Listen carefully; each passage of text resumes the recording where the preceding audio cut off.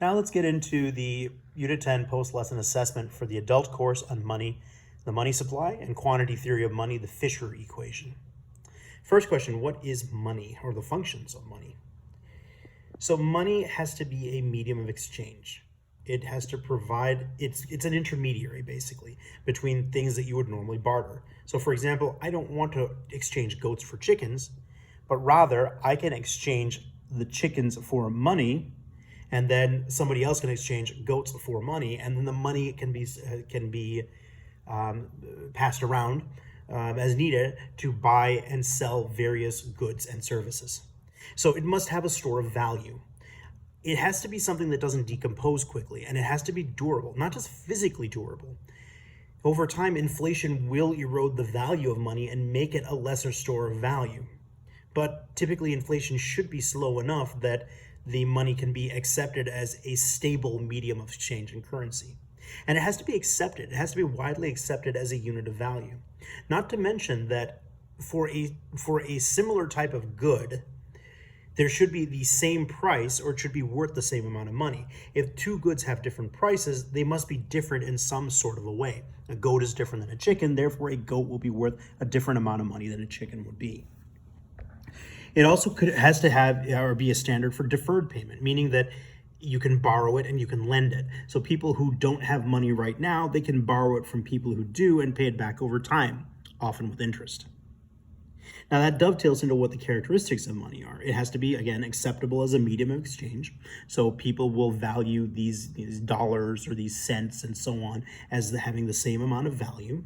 It has to be something that you can cart around, so it's easily portable. It's got to be durable, so it isn't destroyed very easily. It has to be divisible, so that we can take a portion of it to buy various goods that may be a portion of the worth. So for example, a chicken is worth 50 cents, but a goat is worth 75 cents. Well, we know that we can divide $1 into 100 cents, and thereby, because it was divisible, we can take some of that dollar and buy ourselves a chicken, or some of that dollar and buy ourselves a goat. It needs to be limited in supply. So the limitations in supply make the value durable against inflation and devaluation. So basically, if you limit the amount that's there, you increase the demand for the money, and as a result of that, the net worth or value of the money stays high. Inflation typically erodes or decreases the value of the money. One of the easiest ways to cause inflation is to print more money. It needs to also be very difficult to forge. What's the difference between commodity money and fiat money?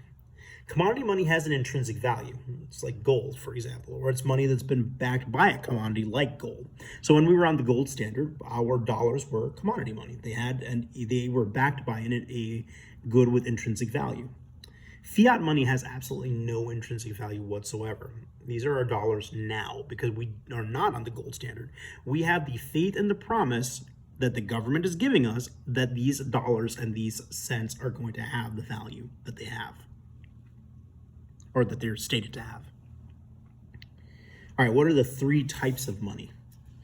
So the three types of money, broadly speaking, that you have banknotes and coins, so dollars and cents, which are generally high in liquidity.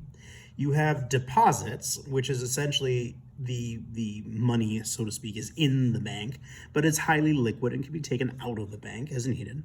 And then there's near money, which is non-cash assets. These are things like a certificate of deposits, stuff that can over time be converted into liquid money. So it's not nearly as liquid. Bonds are another example of this. So what is the money supply? It's just a fancy way of saying the total amount of money circulating in the economy.